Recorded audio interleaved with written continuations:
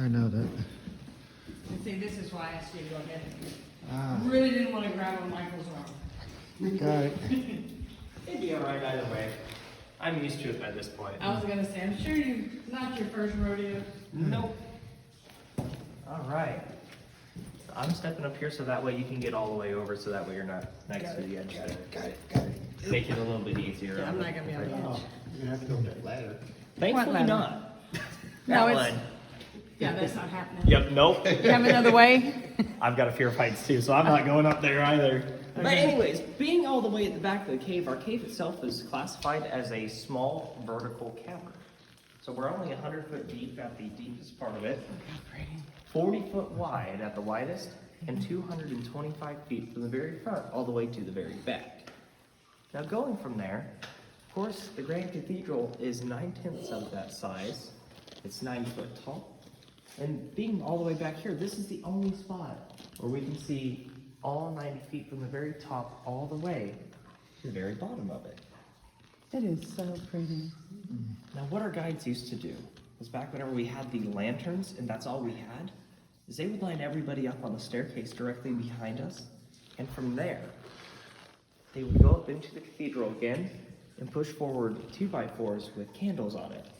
And that allowed the Grand Cathedral to be illuminated with light. That's due to the makeup of our calcite and all the formations. I could not be a lead, a guide, and go in there and poke out, yeah.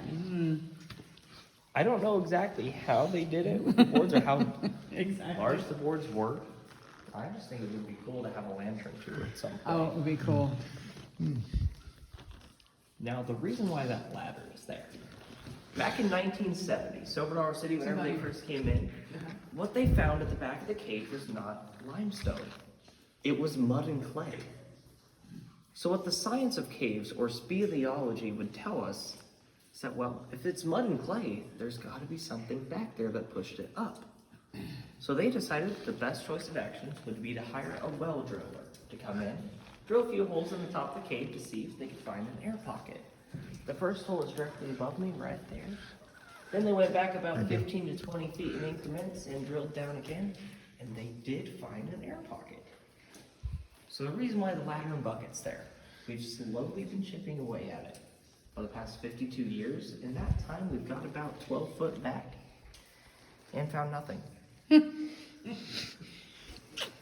It's more of a passion project from our owner right now to try to see if we can find anything. Sure. Got Become any a que- mission. Yeah. Got any questions while we're here? All right, before we go, I want to point something out. Can I switch spots with me real quick? Sure. I'm going to point out this wall here. You got it? You got it? Do you see the pattern in the wall? Oh, how pretty. There used to be mud right in front of this. And this is what was behind it. So we've dug away at this a little bit. But also, I think it's a cave painting at one time, or is that just formations? it would just be the formations. There's sparkles right there.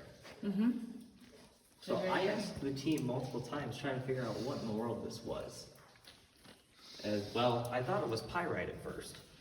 And it could be a couple different things.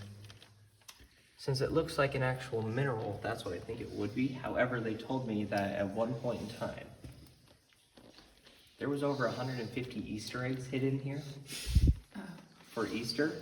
This was one of the really glittery ones, so now it's calcited into the cave.